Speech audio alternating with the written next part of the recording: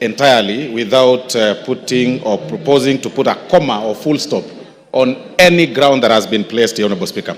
Honorable Speaker, I want to remind the honorable members that Clinton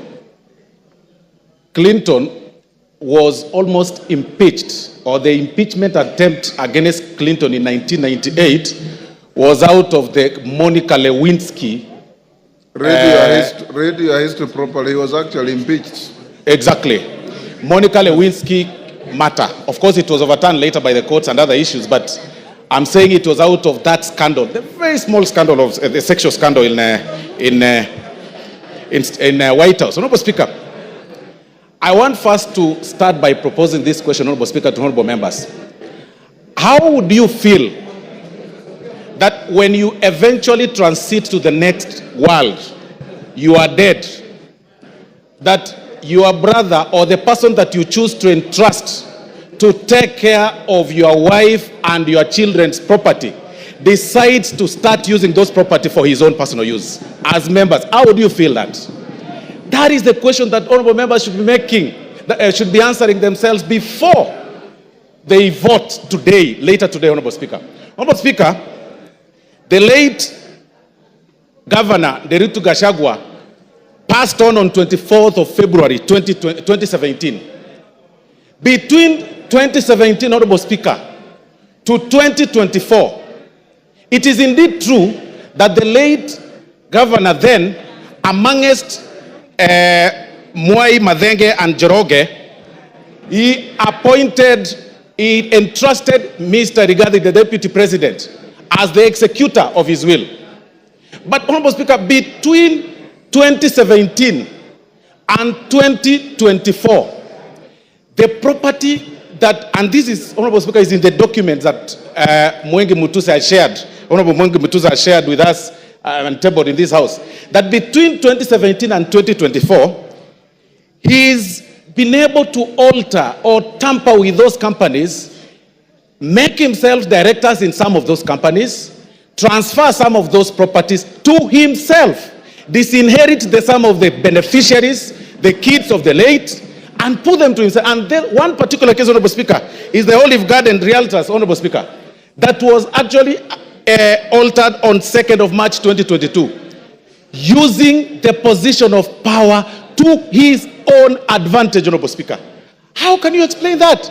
He will then tell you, Honorable Speaker, that I bought, it's willing buyer, willing seller. Really? Does it mean that all your money that you've acquired, which is also questionable, the only property that you could identify is the property that is under the care or is supposed to help the family and the widows of your late brother? How wicked can we be? Then you come in full glare of camera and tell the members of the public that please let my brother rest in peace. I decided to hold this property in trust for them, when the brother, the kids, the widows, and the daughters and sons of the late are languishing in poverty and complaining and crying. It is total shame. You cannot use your position for that. Honorable Speaker, these are practical examples, and I'm telling honorable members to acquit themselves and go through ground 7, Honorable Speaker. It is actually on page 16 to 30.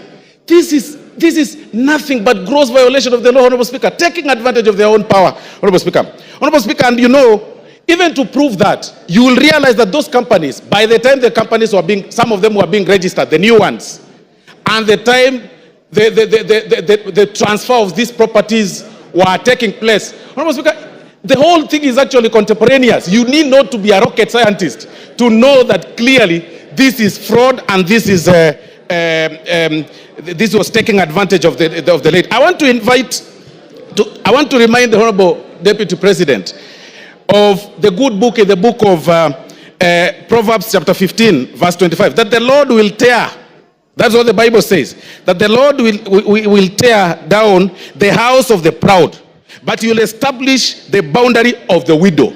That is why we are here today.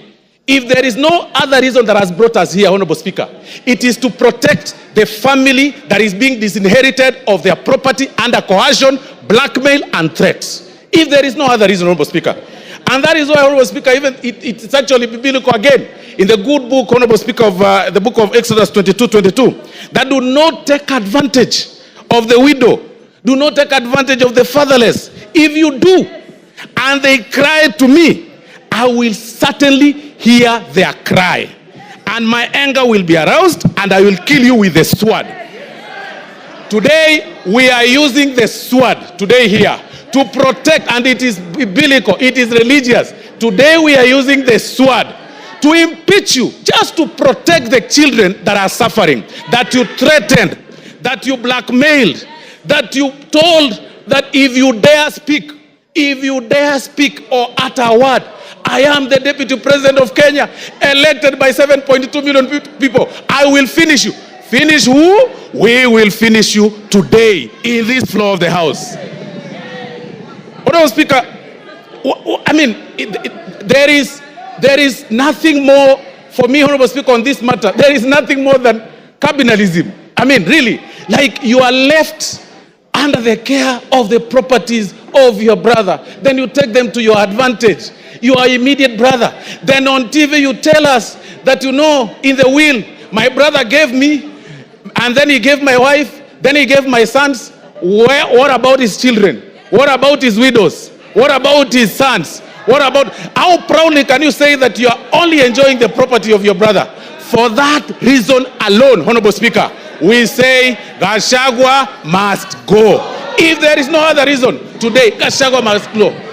Honorable Speaker, I relate this case with the case of, I relate this matter, Honorable Speaker, with the Spelunchian explorers case, Honorable Speaker, where the members... Yes, Kipchumba.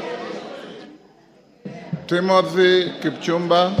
Honorable Speaker, I rise pursuant to Standing Order number 91 on the issue of statement of facts. Honorable Speaker, is it in order for the Honorable Osoro to claim that the Honorable Rigathi Gachagua disinherited the wife of the late brother? Honorable Speaker, can he table the facts before this House that he disinherited? Honorable Kipchumba. Order Osoro. Honorable Kipchumba. Those are the facts that the move of the motion placed on the table. It appears you probably were not in the House then. Finish up, Osoro. Honorable Speaker, I'll refer the Honorable Member to pages 16 to 30 of this very motion that was tabled in this House, Honorable Speaker. And these are facts. And I've also said that, Honorable Speaker, on this particular matter, the threshold is on the 2/3, and we're also working on the balance of probability. We are looking at this matter on how the facts relate or place themselves on the table from the transfer of the properties and also the registration of the companies. I mean, it is clear, the facts are contemporaneous. Nobody, unless you don't need to be a rocket scientist to identify this whole thing, Honorable Speaker. And that is why, Honorable Speaker, for this reason, for this very reason, Honorable Speaker, I want to say that I support the impeachment. Please, let's make it early. Even if it is 6, Rigathi Gachagua must go. TJ Kajwang will be the last for the morning. Mr. Speaker, just confirm to me that I can see that there is 1 minute to the hour. Thank you very much. Mr. Speaker, I rise for a very simple reason, that if there is any member who came in this chamber believing that we or the members are going to impeach the Deputy President without reason, they can listen to us and we can give them the reasons why we stand noonday to make this presentation. First of all,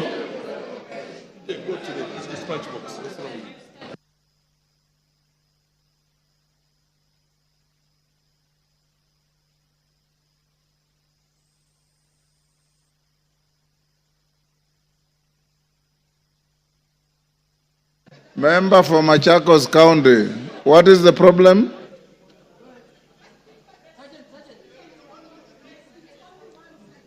What about the dissenting voices, surely? The Speaker has no way of knowing who is descending.